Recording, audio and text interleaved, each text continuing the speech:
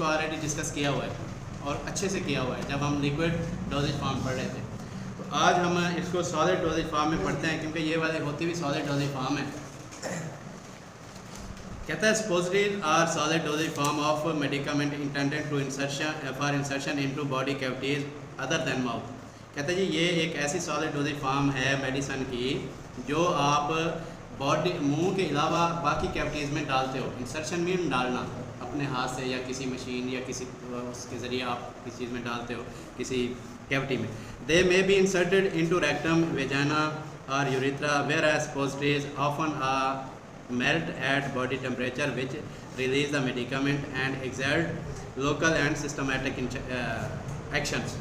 कहते हैं कि आप ना वेजाना, रेक्टम या यूरेथ्रा में suppositories जब डालते हो तो जो बॉडी का टेम्परेचर है वो उसको मेल्ट करता है और उसकी suppository के अंदर जो आपकी मेडिसिन है वो उसके अंदर लोकल भी आपको इफ़ेक्ट देती है और सिस्टेमिक इफ़ेक्ट भी देती है। मिसाल के तौर पर suppositories जिसको हम उर्फ़े आम में पत्ती कहते हैं, ये हम यूज़ करते हैं कहाँ पर? मोस्टली हम कब्ज़ में इस्तेमाल करते हैं। ठीक है, बच्चों में कॉन्स्टिपेशन हो तो हम उसको suppository दे देते हैं। तो उससे लोकल इफ़ेक्ट क्या होता है? अगर आपके रेक्टम के अंदर स्टूल हार्ड हुआ है तो वो सॉफ्ट हो जाता है और उसके बाद अगर ऊपर भी स्टूल का कोई इशू है तो वो भी ठीक, ऊपर आपका सिस्टेमिक हो जाएगा, लोकल जो आपका रेक्टम का स्टूल जो है वो सॉफ्ट हो जाएगा। ठीक है, तो कहता है इसकी ना बहुत सारे मतलब वेरी इन शेप्स, इसकी शेप, साइज़ और वेट ये सारे डिफरेंट होते हैं। आगे हमने इसकी पढ़नी भी है लेकिन इसकी यूजेज पढ़ लेते हैं। They are convenient for administration of drug which irritate GIT, cause vomiting, destroyed by stomach pH। कहता है कि ये ऐसी मेडिसिन बनती हैं इससे और जो आपके मैदे को या GIT को ख़राब कर सकती हैं, उल्टी करा सकती हैं, तो वो मेडिसिन आप उसको लोकली इंसर्ट करते हो। Easily administered to children, old people and unconscious people, यानी ये आप इजीली एडमिनिस्टर कर सकते हो बच्चों में भी, बड़ों में भी और इवन के आपका जो बेहोश पेशेंट होता है, ठीक है ना, बेहोश पेशेंट में भी आप इसको एडमिनिस्टर कर सकते हो। ठीक हो गया? अच्छा जी, तो उसके बाद suppositories are used for local action, rectal relief, constipation, vaginal antibacterial, local anesthetic, analgesic। देखिए वो कहता है कि ये 3-4 किस्म की होती हैं। एक तो कॉन्स्टिपेशन रिलीव करती है, वो हम ऑलरेडी डिस्कस कर चुके हैं। वेजानल जो suppositories होती हैं वो एंटीबैक्टीरियल होती हैं। वेजाना में कोई इन्फेक्शन हो, फर्ज करो लिकोरिया का पेशेंट आता है, ऐसा वो कहता है कि बदबूदार लिकोरिया, तो आप समझ जाते हो कि इसको इन्फेक्शन है। इन्फेक्शन के लिए आप उसको local suppositories like vaginal tablets होती हैं, क्रीम्स होती है ना। अच्छा, तो दूसरा कहता है जी इसका जो है एनेस्थेटिक कहते हैं जो सुन कर दें। ठीक है, जैसे नशा देते हैं किसी मरीज़ का ऑपरेशन करने के लिए। तो जैसे बवासीर के पेशेंट को दर्द हो रही होती है, वो दर्द लोकल एनेस्थेटिक देने के लिए suppositories या क्रीम्स इस्तेमाल होती हैं ताकि वो उसकी दर्द को रिलीफ मिले। ठीक हो गया? उसके बाद एनाल्जेसिक में मैंने बता दिया, एनेस्थेटिक भी बता दिया। ठीक हो गया? For systemic effects mucus membrane of rectum and vagina permits absorption of many soluble drugs.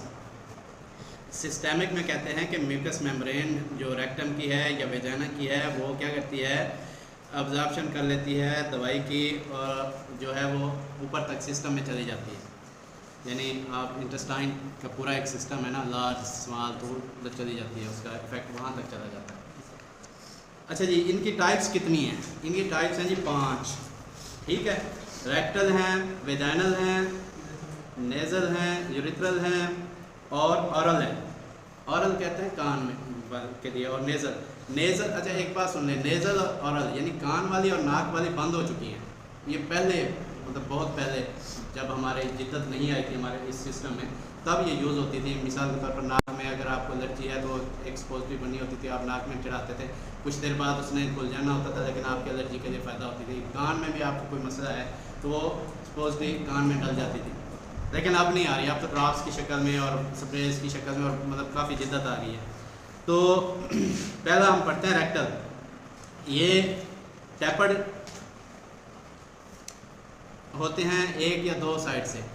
ठीक है, टैपर्ड मीन ऐसे गोल सी बनी होती हैं और एक साइड से या दोनों साइडों से, एक मोस्टली एक साइड से होती है, दूसरी साइड से ऐसे फ्लैट होता है, आप वहाँ से धक्का दे सकते हैं उंगली की मदद से।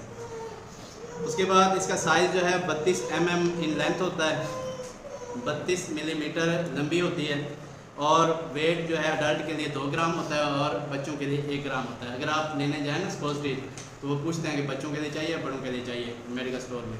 जब आप मेडिकल स्टोर बनाएंगे फिर आप भी पूछेंगे।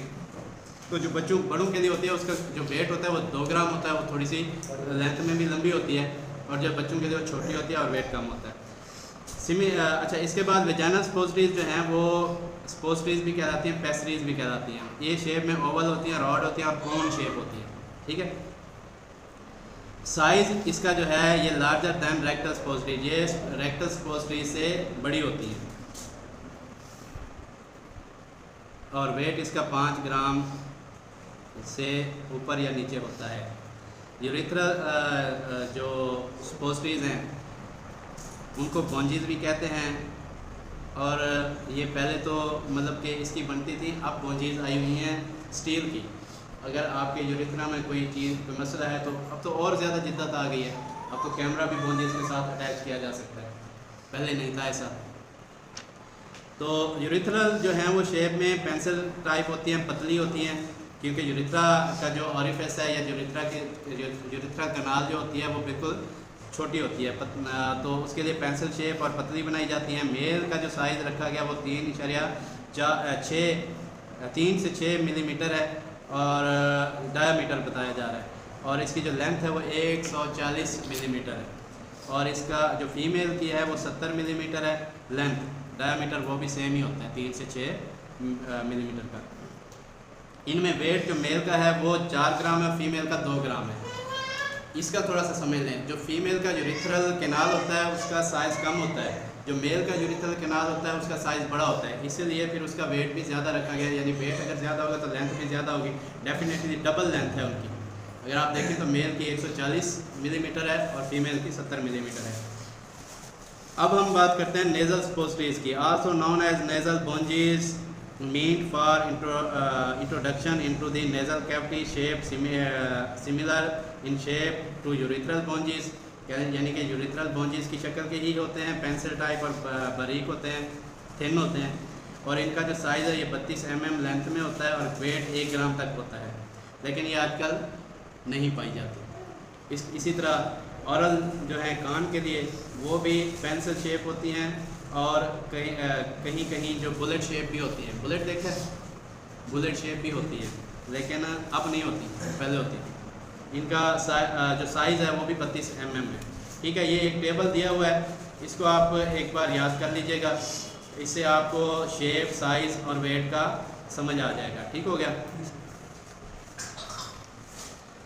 अब कहते हैं जी स्पोस्ट्रीज बेसिस, स्पोस्ट्रीज बनती कैसे हैं, ये क्या क्या इसमें डला होता है। They play very important role in release of medication, यानी ये इनका एक बहुत इंपॉर्टेंट रोल है इस चीज़ में, मेडिसिन को रिलीज़ करने में। जैसे ये टेम्परेचर में आती हैं, घुल जाती हैं, घुलने से जो इसके अंदर मेडिसिन होती है वो रिलीज़ हो जाती है। They remain solid at room temperature but melt eight body temperature and made drug available, यानी जैसे घुलती हैं तो उसके अंदर से मेडिसिन निकल आती है। Commonly employed bases are coca butter, theobromyl, glycero gelatin base और polyethylene glycol। ये 3 किस्म की हैं। कोका बटर डाला जाता है जिसको हम थियोब्रोमा ऑयल भी पढ़ चुके हैं, हम थियोब्रोमा ऑयल ऑलरेडी, या ग्लाइसीरो जेलिटन होते हैं, ग्लाइसरीन बेस होते हैं, और या फिर पोलीइथाइलिन ग्लाइकोल्स होते हैं। आगे कहता है फैटी आर ओलिजीनियस बेसेस, ये ओलिजीनियस यानी थियोब्रोमा ऑयल जो होता है, ओलिजीनियस मैंने ऑलरेडी आपको बताया हुआ कि जिसमें जो तेल से बनते हैं उसको हम ओलिजीनियस बेस कहते हैं। तो ये कोका बटर से जो बनती है वो ओलिजीनियस बेस होती है। उसके अलावा वाटर मिसिबल दूसरे नंबर पे, इसमें ग्लाइसीरो जेलिटिन यानी ग्लाइसरीन डाला जाता है, पानी मिक्स किया जाता है, तो उससे जो बनती है उसको ग्लाइसीरो जेलिटिन कहते हैं। और जो पोलीइथाइलिन ग्लाइकोल्स हैं, these are polymers of ethylene oxide and water, इसमें भी पानी और इथाइलिन ऑक्साइड डाला जाता है। They are commonly known as carbowaxes, they don't melt but dissolve in body fluid and release medicaments. ये मेल्ट नहीं होती लेकिन बाहर मेल्ट नहीं होती, जो बॉडी के अंदर जो है वो मेल्ट हो जाती हैं और अपनी क्या कहते हैं, इसके अंदर से जो मेडिसिन होती है वो निकाल देते हैं। ठीक है।